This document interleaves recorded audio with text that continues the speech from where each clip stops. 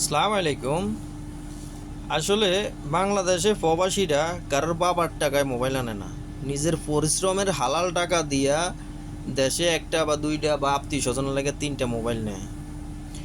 আজ পর্যন্ত কেউ শুনছেন যে কোনো একটা প্রবাসী, কোনো একটা সাধারণ প্রবাসী যে প্রবাস থেকে মোবাইল নিয়ে ব্যবসা করতে বা মোবাইল নিয়ে বিক্রি করে বিজনেস করতে? আমার জানা মতো আমরা দেখি নাই। আমরা যারা সাধারণ প্রবাসী আছি, আমরা হয়তো নিজের জন্য একটা মোবাইল, আমাদের নর্মালি দুইটা মোবাইল আমরা ইউজ করি। আর বাড়িতে যাইতে হয়তো কারোর স্ত্রীর জন্য বা কারোর ভাই বোন মা বাবার জন্য একটা মোবাইল, দুইটা মোবাইল নেয়। কিন্তু বাংলাদেশে 2 দিন পরে পরে মানে যে কাহিনী শুরু করছে যে প্রবাসীরা নতুন নতুন আইন বার করে, প্রবাসীরা এটা করতে পারবো না, প্রবাসীরা ওটা করতে পারবো না, প্রবাসীরা এটা করতে পারবো না। ভাই, প্রবাসীদেরকে খেপাইলে বাংলাদেশের লস হইব, লোকসান হইব। কেননা স্বৈরাচার শেখ হাসিনা যাওয়ার পরে এই প্রবাসীরাই বাংলাদেশটারে তুলে ধরছে, প্রবাসীরাই বাংলাদেশটারে আগলাইছে। প্রবাসীরা যদি রেমিটেন্স না পাঠাইতো বুলুটোর গতিতে, নাহলে বাংলাদেশ আরও আগে দেউলি হয়ে যেত। আসিফ নজরুল এক হারামজাদা আছে, ক্ষমতা পাওয়ার আগে বলছে, আল্লাহ আমি যদি কখনো ক্ষমতা পাইতাম, খাই না খাই ধান জীবন দিয়ে কাজ করতাম। আর এখন শুধু প্রবাসীদেরকে কীভাবে ফুটকি মারবো ওই ধান্দায় থাকে। এই আসিফ নজরুল এই শালা হয়েছে আর মানে জানোয়ার। গালি দিতে মন চায় না, তারপরে গালি দিতেছি। ও আছে ওর এই যে নর্তকী শাশুড়ি, আর ওর মানে ফ্যামিলিগত ওই শেখ হাসিনার মতো স্বৈরাচার, মানে নিজের পরিবারতন্ত্র, মানে ওর পরিবার নিয়ে ব্যস্ত আছে। ওর পরিবার ও কীভাবে সুযোগ সুবিধা দিব, কীভাবে কী করব। তো বাংলাদেশে দেখতেছি যে প্রবাসীগুলো লাগিয়া মানে 2 দিন পরে পরে একটা আইন, 2 দিন পরে পরে একটা আইন। কি প্রবাসীটা কি এত পাগল? পাগল পাইছো প্রবাসী করে? একটা কথা মনে রাখবা, আমরা প্রবাসীরা এখনও যদি রেমিটেন্স বয়কটের ডাক দিই, বেশি না 3 মাসে বাংলাদেশের অর্থনীতি আবার ধসে পড়বো। 3 মাস সময়, 3 মাস। শুধু বড় বড় লিকচার দেয়, যে আসে বড় বড় লিকচার দেয় যে প্রবাসীদের জন্য আমরা এইটা করবো ওইটা করবো, প্রবাসীদের জন্য এই করবো, প্রবাসীরা বাংলাদেশের জন্য এই করে সেই করে। কিন্তু কাজের কাজ তো কিছু না, গোড়ার আন্ডা। কি করছেন আপনারা প্রবাসীদের জন্য? কি পাইছে প্রবাসীরা? কোন এখন আবার বাংলাদেশে, এখন আবার দেখতেছি বাংলাদেশ এয়ারপোর্টে প্রবাসীদের মাল চুরি হইতেছে, লাগেজ কাটতেছে, এটা করতে। এটা উপহার প্রবাসীদের? প্রবাসীদের মানে দোষ একটে, এরা বাইরের দেশে গাদার পরিশ্রম কইরা বাংলাদেশে টাকাটা রেমিটেন্সটা ফাটায় ডলার কইরা, তাদের অপরাধটা এইটে। এই কারণে প্রবাসীদের উপর এই অত্যাচার। তবে হ্যাঁ, আমরা প্রবাসীরা নিজের দাবি, নিজের অধিকার নিজে আদায় করে নিতে হবে, এছাড়া কোনো উপায় নেই। সকল প্রবাসী একতা হইতে হবে। এভাবে চলতে থাকলে আমরা প্রবাসীরা আবার রেমিটেন্স বয়কটের ডাক দেব। বেশি না 3 মাস, 3 মাস বাংলাদেশে রেমিটেন্স বয়কটের ডাক দেব। বাংলাদেশ সরকার এমনি সোজা হয়ে যাব, দেশ দেউলি হইতে আর বেশি দিন লাগতো না, বেশি না 3 মাস। প্রবাসীদেরকে তোমরা সবাই কলুর বলদ পাইছো না? যে যেভাবে পাইতেছো এইভাবে আইন বানাইতেছো, বাংলাদেশে বসে যেভাবে যেভাবে পাইতেছো এইভাবে মারতেছো। তোমাদের যে বেতনটা আসে, তোমরা যে খানাটা খাও, এই প্রবাসীদের রেমিটেন্সের টাকা, ওই টাকা থেকে তোমাদের বেতন হয়।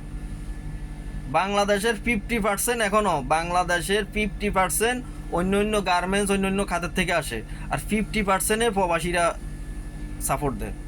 তাইলে বুঝো, একটা দেশের অর্থনৈতিক যদি 50% চলে যায়, তাহলে আর থাকে কি ঘোড়ার আন্ডা?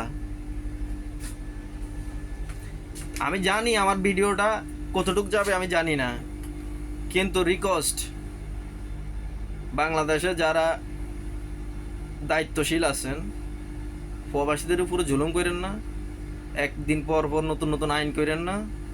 তাইলে কিন্তু আমরা প্রবাসীরা আবার রেমিটেন্সের ডাক, বয়কটের ডাক দেবো। 3 মাস, এটা 3 মাস মানে বহল রাখবো। বাংলাদেশে অর্থনৈতিক অবস্থা এইভাবে এমনি দেউলি হয়ে যাইব, ভাঙিয়ে পড়বো। আপনারা বলেন প্রবাসীরা আমাদের ভিআইপি গেস্ট, আমরা তাদেরকে এয়ারপোর্টে ভিআইপি সম্বর্ধনা দেবো। কি দেন ভিআইপি সম্বর্ধনা? প্রবাসীদের লাগেজ কাইটা মাল নিয়ে যান, এটা ভিআইপি? প্রবাসীদেরকে মানে নিত্য নতুন আইন করে ওদেরকে মানে হাতের মুঠে রাখতে চান, এটা ভিআইপি? এত সহজ না ভাই। এখানে রক্ত ঘাম নষ্ট কইরা মানে পরিশ্রম কইরা টাকা ইনকাম করি, এটা আমার হক। একমাত্র আমার হক। আমি কাকে দেব কি দেব না সেটা একমাত্র আমার ব্যক্তিগত ব্যাপার। অতএব আমরা প্রবাসীরা মানবতা দেখাই, অবৈধ লাইনে বা অন্য লাইনে আমরা টাকা পাঠাই না দেশে, বৈধ চ্যানেলে পাঠাই, যাতে আমার দেশে উন্নতি হয়, আমার দেশের জন্য লাভ হয়। একটা প্রবাসী যখন প্রবাসে আসে তখন কি সরকারে টাকা দিয়ে পাঠায় প্রবাসীরে? নিজে ঋণ করে আসতে হয়, নিজের বাপ দাদার জায়গা জমি বিক্রি করে আসতে হয়, সুদের উপরে টাকা নিয়ে প্রবাসে আসতে হয়। সেটা একমাত্র আমাদের, আমরা পরিশ্রম করি, আমরা টাকা ইনকাম করি, এটা আমাদের হক। আমরা কিভাবে দেব বাংলাদেশে সেটা আমাদের ব্যাপার। কিন্তু আমাদের সাথে যদি জুলুম করা হয়, আমরা রেমিটেন্স বয়কটের ডাক দেবো, আমরা অবৈধ চ্যানেলে টাকা ছাড়বো। এরপরে একটা ব্যাংক করছে প্রবাস কল্যাণ ব্যাংক, কচু কচু কল্যাণ ব্যাংক। আমি নিজে আমি নি- আমি আমি- আমি নিজে প্রবাস কল্যাণ ব্যাংক করছে, পক্ষী কল্যাণ ব্যাংক করছে। আমি নিজে একজন ভুক্তভোগী। বিদেশ আসার সময় আমি নিজে প্রবাস কল্যাণ ব্যাংকে গেছি, যাই যোগাযোগ করছি।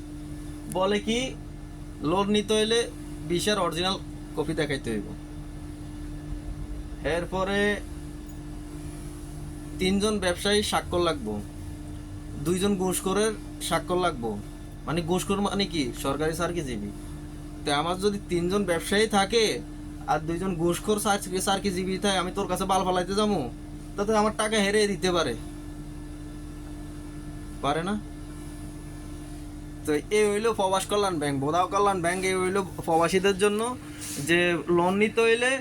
আর বাংলাদেশে কোনো আদম ব্যবসায়ী আজ পর্যন্ত দেখছে, সরকার দেখছে না জনগণ দেখছে, যে টাকা ফেক করার আগে, মানে পুরা টাকা দেওয়ার আগে বিশের অরিজিনাল কপি দেয়, ফটোকপি দেয়? ফটোকপি চাইলে ফটোকপি দিতে পারে, কিন্তু অরিজিনাল কপি টাকা ফেট করার আগে কোনো আদম ব্যবসায়ী দেয়? বা যারা ভিসা দেয় তারা দেয়? জিন্দিগিতে দেয় না। ওদেরকে ভিসার অরিজিনাল কপি দিতে হইব। 3জন ব্যবসায়িক হোল্ডারের স্বাক্ষর লাগবো, 2জন ঘুষখোরের স্বাক্ষর লাগবো। তার মানে কি, প্রবাসীদেরকে লোন দিবে না? মানে নামে প্রবাস কল্যাণ ব্যাংক আর কামে হইছে কলাডা, মানে কলা ঝুলাই মূলা ধরাই দেয় আর কি। তো যাক, আশা করছিলাম যে 5 আগস্টের পরে যাক স্বৈরাচার গেলে বাংলাদেশের প্রবাসীগুলো একটা ভালো হইব, কিছু সুবিধা হইব। বৈশা আইসা আরেক জানোয়ার আসিফ নজরুল দায়িত্ব নিছে, নিয়ে প্রবাসীদের করে আরো ভর্তি মেরে দিছে।